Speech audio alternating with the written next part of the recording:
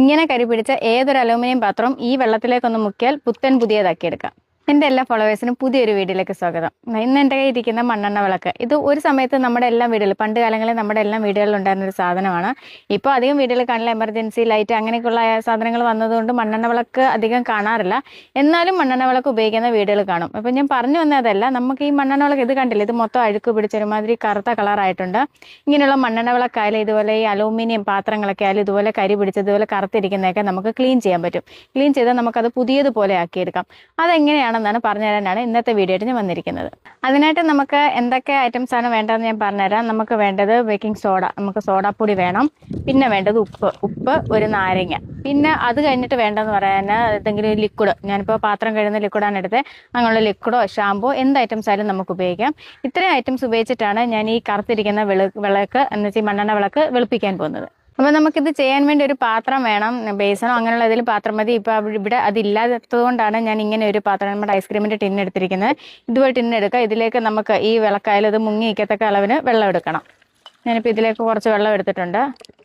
ഈ വിളക്ക് ഇതിൽ മുങ്ങി നിൽക്കത്തക്ക അളവിൽ വേണം വെള്ളം എടുക്കാൻ. വെള്ളം എടുക്കുക. അതിലേക്ക് നമുക്ക് ഈ ബേക്കിംഗ് സോഡ, ഈ സോഡാപ്പൊടി ഞാൻ ഇട്ടിട്ടുണ്ട്. അല്പം ബേക്കിംഗ് സോഡ ഇടുക.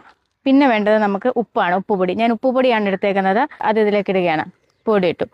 പിന്നെ നമുക്ക് മെയിനായിട്ട് വേണ്ടതെന്ന് പറയുന്നൊരു ഐറ്റംസ് എന്ന് പറഞ്ഞാൽ നാരങ്ങ. ഒരു നാരങ്ങ എടുക്കുക. അതിൻ്റെ നീരാണ് നമുക്ക് മെയിനായിട്ടും വേണ്ടത്.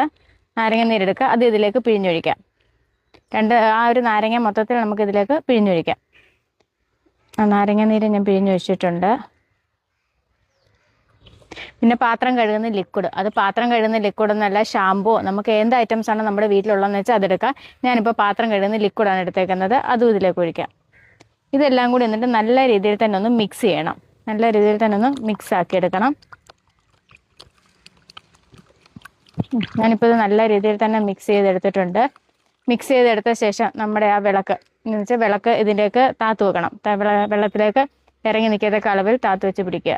ഞാനിപ്പോൾ നമ്മുടെ വിളക്ക് ഒരു 10 മിനിറ്റ് കുതിരാനെന്ന് വെച്ചാൽ വെള്ളത്തിലൊന്ന് അഴുക്കളകാൻ വേണ്ടി വെച്ചിട്ടുണ്ട്. അതിനിടയ്ക്ക് നമുക്ക് എല്ലാവർക്കും പ്രയോജനകരമായ ഒരു പ്രോഡക്റ്റ് ഞാൻ പരിചയപ്പെടുത്താം. നവ ആയുർവേദിക് ഹെയർ ഓയിൽ. ഈ ഹെയർ ഓയിൽ നമുക്കെല്ലാം മുടി കൊഴിച്ചിൽ, അല്ലെ അകാല നര, അങ്ങനെയൊക്കെ പല പ്രശ്നം, മുടിയിലുണ്ടാകുന്ന താരൻ, ഇതൊക്കെ വളരെയധികം പ്രശ്നങ്ങളാൽ നമ്മൾ ബുദ്ധിമുട്ടുന്നവരാണ്. അങ്ങനെയുള്ളവർക്കെല്ലാം വളരെ രീതിയിൽ തന്നെ ഉപകാരമാണ് നവ ആയുർവേദിക് ഹെയർ ഓയിൽ. ഈ ഹെയർ ഓയിൽ യൂസ് ചെയ്യാൻ തന്നെ വളരെ എളുപ്പമാണ്. 3 തൊട്ട് 5 മിനിറ്റ് വരെ നമ്മുടെ മുടിയിൽ നല്ല രീതിയിൽ തന്നെ മസാജ് ചെയ്ത് തേച്ച് പിടിപ്പിക്കുക. അതിനുശേഷം ഒരു 20 മിനിറ്റ് റെസ്റ്റ് ചെയ്യാൻ വെക്കുക. പിന്നീട് നമ്മൾ നല്ല തണുത്ത വെള്ളത്തിൽ മുടി കഴുകിയാൽ മതി. നമുക്ക് ഈ മുടിയിലുണ്ടാകുന്ന ഈ പറഞ്ഞ പോലെ തന്നെ അകാല നര, അല്ലെങ്കിൽ ഈ പറഞ്ഞ പോലെ തന്നെയുള്ള മുടിയുടെ കൊഴിച്ചിൽ, താരൻ കാരണം വളരെയധികം ബുദ്ധിമുട്ട്, ഇങ്ങനെയുള്ളവർക്കെല്ലാം വളരെ രീതിയിൽ തന്നെ ഉപകാരപ്രദമാണ് നവ ഹെയർ ഓയിൽ. MRP 350 രൂപ വില വരുന്ന ഈ ഹെയർ ഓയിൽ നമ്മുടെ ഈ വീഡിയോ കണ്ടിട്ട്